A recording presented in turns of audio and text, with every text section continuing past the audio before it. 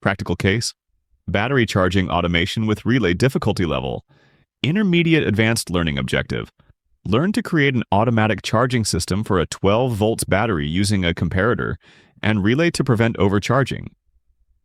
The article includes a bill of materials, wiring guide, circuit schematic, measurements and tests, and results interpretation.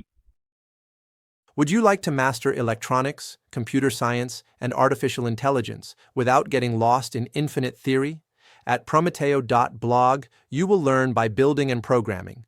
Every week, we publish concise micro-tutorials, technical comparisons, and product presentations to help you decide. And our jewel is the practical cases, very detailed guides that take you from the list of materials to the final validation.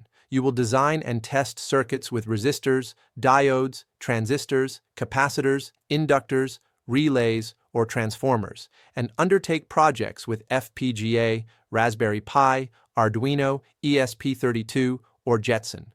Everything step by step, with exact commands, ready-to-use code, connection tables, and real troubleshooting guides.